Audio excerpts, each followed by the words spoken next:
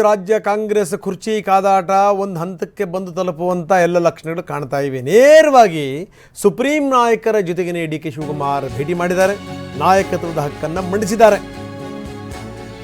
ಅರ್ಧ ಗಂಟೆ ಕಾಲ ಹೈಕಮಾಂಡ್ ಜೊತೆಗೆ ಚರ್ಚೆ.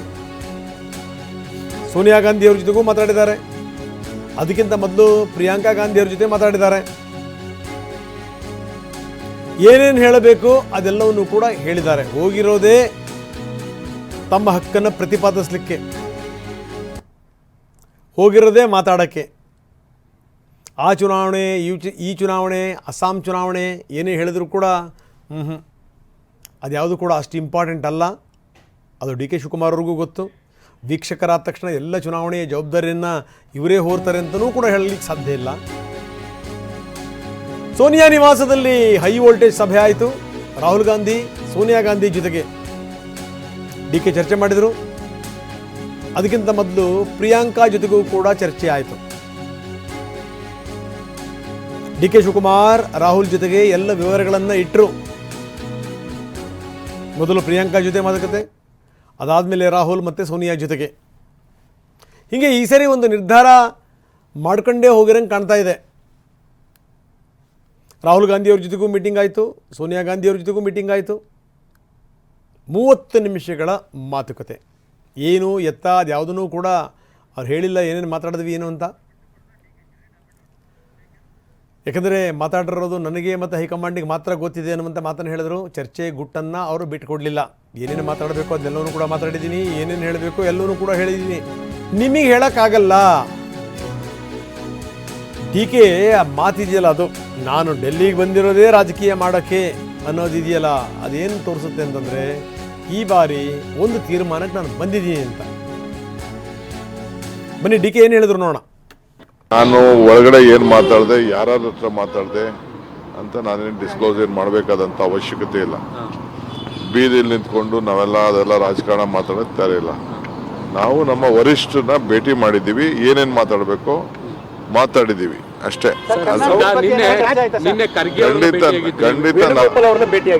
ಖಂಡಿತ ನಾನು ಬಂದ ಮೇಲೆ ಎಲ್ಲ ವಿಚಾರನೂ ತಿಳಿಸ್ಲೇಬೇಕಲ್ಲ, ಎಲ್ಲ ವಿಚಾರಗಳನ್ನ ಮಾತಾಡಲೇಬೇಕು. ಮಾತಾಡಿದ್ದೀನಿ, ಏನು ಬೇಕು ಮಾತಾಡಿದ್ದೀನಿ.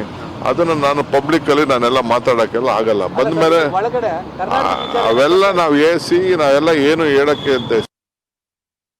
ನಾನು ಬಂದಿರೋದೇ ರಾಜಕಾರಣ ಮಾಡಲಿಕ್ಕೆ. ಎಲ್ಲ ವಿಚಾರನ ಮಾತಾಡದೆ ಬರೀ ಸುಮ್ಮನೆ ಇಲ್ಲಿ ಬಂದು ಈ ಗಾಳಿ ಕುಡ್ಕೊಂಡು ಹೋಗಿ ಬಂದಿದ್ದೀವ ನಾವು.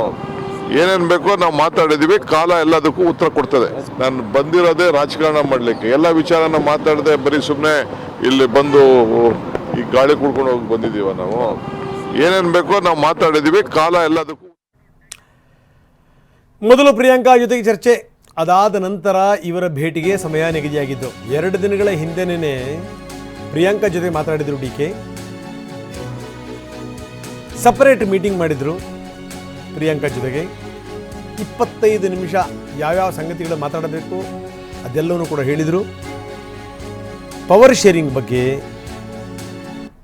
ಯಾವ್ಯಾವ ಸಂಗತಿಗಳನ್ನು ಮಂಡಿಸಬೇಕು ಅವುಗಳನ್ನು ಮಂಡಿಸಿದ್ರು. ಅದಾದ ಮೇಲೇ ಈ ಟೈಮ್ ಫಿಕ್ಸ್ ಆಗಿದ್ದು. ರಾಹುಲ್ ಗಾಂಧಿ ಅವ್ರದ್ದು, ಸೋನಿಯಾ ಗಾಂಧಿ ಅವ್ರದ್ದು ಟೈಮ್ ಫಿಕ್ಸ್ ಆಗಿದ್ದು ಪ್ರಿಯಾಂಕಾ ಜೊತೆಗೆ ಮಾತಾಡ ಆದಮೇಲೆ.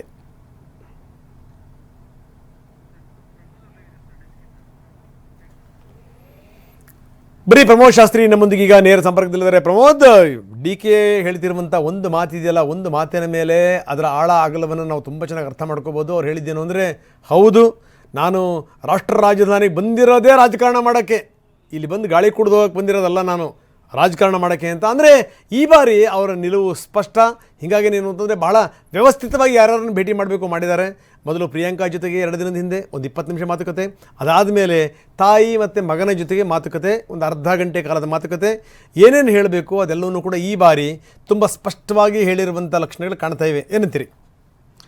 ರಂಗನಾಥ್, ನಿಮ್ಮ ಮಾತನ್ನ ಮುಂದುವರ್ಸ ಕೆಲವೊಂದಿಷ್ಟು ವಿಚಾರಗಳನ್ನ ಆಡ್ ಮಾಡ್ತಾ ಹೇಳೋದಾದ್ರೆ, ಈ ಬಾರಿ ಡಿ ಕೆ ಶಿವಕುಮಾರ್ ತನ್ನ ಕಾರ್ಡನ್ನ ಯಾರಿಗೂ ಕೂಡ ತೋರಿಸ್ತಾ ಇಲ್ಲ. ಸಾಮಾನ್ಯವಾಗಿ ಡಿ ಕೆ ದೆಹಲಿಗೆ ಹೋದಂತ ಸಂದರ್ಭದಲ್ಲಿ ಒಂದು ಹೈಪ್ ಕ್ರಿಯೇಟ್ ಆಗ್ತಾ ಇತ್ತು, ನಾಯಕರನ್ನ ಭೇಟಿ ಆಗ್ಬಿಡ್ತಾರೆ, ರಾಹುಲ್ ಗಾಂಧಿ ಟೈಮ್ ತೆಗೆದುಕೊಂಡಿದ್ದಾರೆ, ಇನ್ನೇನು ಮಾತುಕತೆ ಆಗತ್ತೆ, ಈ ರೀತಿಯಾದಂಥ ಸುದ್ದಿಗಳು, ಈ ರೀತಿಯಂತ ಹೈಪ್ಗಳು ಕ್ರಿಯೇಟ್ ಆಗ್ತಾ ಇತ್ತು. ಬಹುಶಃ ಈ ರೀತಿಯಂತ ಹೈಪ್ಗಳಿಂದ ಅಥವಾ ಈ ರೀತಿಯಂತ ಸುದ್ದಿಗಳಿಂದ ಒಂದಷ್ಟು ಇಮೇಜ್ ಡ್ಯಾಮೇಜ್ ಜೊತೆಗೆ ಒಂದ್ ವೇಳೆ ಭೇಟಿ ಆಗದೆ ಇದ್ರೆ ಮುಜುಗರದ ಸನ್ನಿವೇಶ ಸ್ವಭಾವ ಕೂಡ ಎದುರಾಗುವಂತ ಸಾಧ್ಯತೆ ಇರುತ್ತೆ. ಈ ಒಂದು ಕಾರಣಕ್ಕೋಸ್ಕರ ಈ ಬಾರಿಯ ಟೂರನ್ನ ಡಿ ಕೆ ಶಿವಕುಮಾರ್ ತುಂಬಾ ಸ್ಮಾರ್ಟ್ ಆಗಿ, ತುಂಬಾ ಮೆಚೂರ್ಡ್ ಆಗಿ, ಎಲ್ಲಿ ಯಾರ ಹತ್ರ ಮಾತಾಡಬೇಕು, ಯಾವಾಗ ಮಾತನಾಡಬೇಕು, ಮತ್ತೆ ಜೊತೆಗೆ ಭೇಟಿಯ ಸ್ಥಳ ಮತ್ತು ಸಮಯವನ್ನು ಯಾರಿಗೂ ಕೂಡ ಅಷ್ಟಾಗಿ ಡಿಸ್ಕ್ಲೋಸ್ ಮಾಡಿರಲಿಲ್ಲ. ಇನ್ಫ್ಯಾಕ್ಟ್ ಅವರ ಆಪ್ತ ವಲಯಕ್ಕೂ, ಅವರ ಆಪ್ತ ಸಚಿವರಿಗೂ, ಆಪ್ತ ಶಾಸಕರಿಗೂ, ಅವರ ಬೆಂಬಲಿಗರಿಗೆ ಯಾರಿಗೂ ಕೂಡ ಮುಂದೆ ಏನು ಮಾಡ್ತಾರೆ, ನಾಳೆ ಯಾರು ಮೀಟಿಂಗ್ ಇದೆ, ಅದು ಯಾವ್ದು ಕೂಡ ಮಾಹಿತಿ ಇರಲಿಲ್ಲ. ಈಗ ಟಿವಿ ನನಗೆ ಸಿಗ್ತಾ ಇರುವಂತಹ ಮಾಹಿತಿ ಪ್ರಕಾರ ಯಾವಾಗ ದೆಹಲಿಗೆ ತೆಳೆದ್ರು, ಬೆಂಗಳೂರಿನಿಂದ ದೆಹಲಿಗೆ ತೆಳೆದ ಬಳಿಕ ಅಲ್ಲೊಂದು ಪ್ರಮುಖ ಸಭೆ ಕೂಡ ಆಯಿತು, ಆಸಾಂನ ಸಭೆ. ಅದಾದ ಬಳಿಕ ಸುಮಾರು 20 ರಿಂದ 25 ನಿಮಿಷಗಳ ಕಾಲ ಪ್ರಿಯಾಂಕಾ ಗಾಂಧಿ ಅವ್ರ ಜೊತೆಗೆ ಮೊದಲಿಗೆ ಮಾತುಕತೆಯನ್ನ ಮಾಡಿದ್ದಾರೆ. ಅಲ್ಲಿ ಸಾಕಷ್ಟು ವಿವರಗಳನ್ನ ಮಾಡ್ತಾ, ಅಂದ್ರೆ ರಾಜ್ಯ ರಾಜಕಾರಣದ ಬಗ್ಗೆ, ಅದರ ಚಿತ್ರಣವನ್ನ, ಜೊತೆಗೆ ಪಕ್ಷಕ್ಕೆ ಇದುವರೆಗೂ ಕೂಡ ಸಾಗಿ ಬಂದ ಹಾದಿ, ಪಕ್ಷದ ಸಂಘಟನೆ, ಜೊತೆಗೆ ಮುಂದಿರುವಂತಹ ಅವಕಾಶ, ಇದೆಲ್ಲದ್ರ ಬಗ್ಗೆ ಮಾತನಾಡ್ತಾನೆ. ಈಗಾಗಲೇ ಸೀನಿಯರ್ ಕಾಂಗ್ರೆಸ್ ನಾಯಕನಾಗಿರುವಂತಹ ನನಗೆ ಒಂದು ಅವಕಾಶ ಕೊಡಬೇಕು ಅನ್ನುವಂಥದ್ದು ನೇರವಾಗಿಯೇ ಹೇಳಿದ್ದಾರೆ. ಅಫ್ಕೋರ್ಸ್ ಅವರನ್ನು ಡಿಸ್ಕ್ಲೋಸ್ ಮಾಡ್ತಾ ಇಲ್ಲ.